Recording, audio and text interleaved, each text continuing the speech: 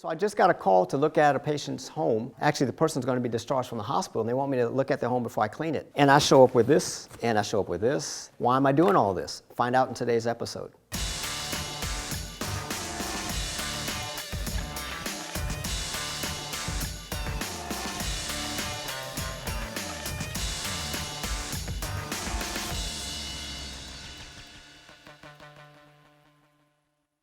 In today's episode, I'm going to talk about keeping yourself safe in your client's environment. Now, as you can see, I'm the man who comes in the suit, and people often say, well, you look like you're going in for surgery. Well, yeah, I'm going to go to operate today because your house is really in need of some deep cleaning. And so I'm going to talk about some of the things that are necessary in order for me, when I go in, to make sure that I'm not going to go into a toxic environment or a contaminated home and come out with a sickness. So one of the things that happens when I talk to caregivers who tell me that they have a client who's sick, or maybe a person has cancer. Of late, I had a client who had multiple sclerosis, and the offender in her home was actually her husband. Her husband stayed at home, but he was a chain smoker. People with multiple sclerosis need a clean environment because it will affect the neurological behavior in their brain. Particulate matter, especially from tobacco products, is going to be a problem to her being able to live in her own home. So they called me to come in to decontaminate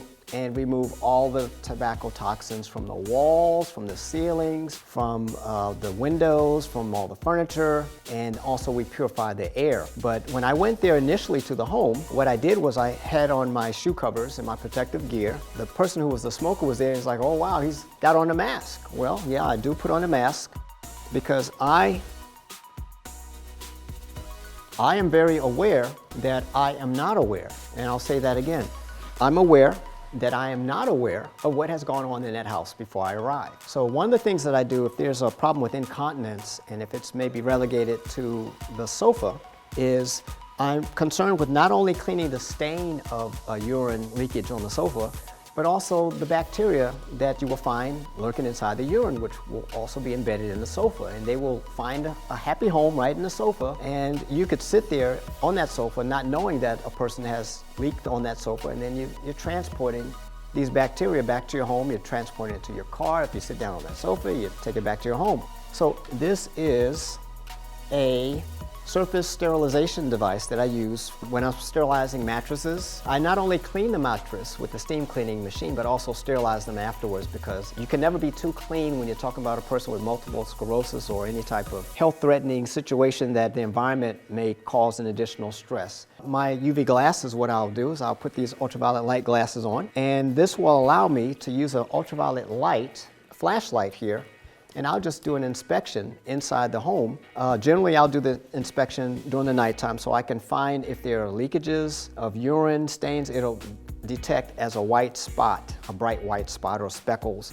And it'll let me know if there's mice urinating in the house, which is another problem. If the person who's living in the home has leaked urine in some place other than the most obvious places like the sofa or maybe in the mattress in the bed.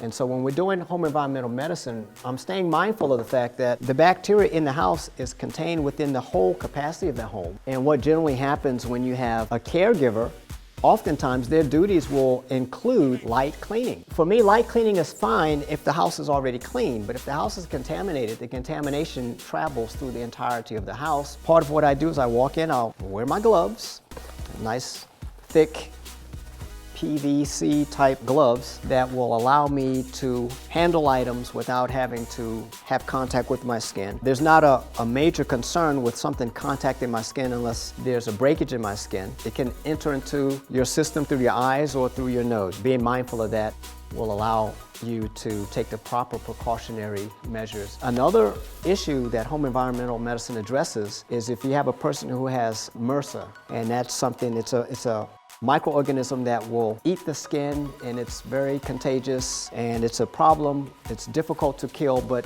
ultraviolet light will kill them. If the person who has staphylococcus infection scratches their skin and the skin shavings fall to the floor, the nurse doesn't know that they're on the floor. So as she's walking through the home, she's tracking the MRSA throughout the home. With home environmental medicine, you're creating an environment that will reinforce the strength of your own immune system without using toxins. So you want to make sure that your efforts are not going to be stifled in that environment while you're trying to provide care for your client in their home.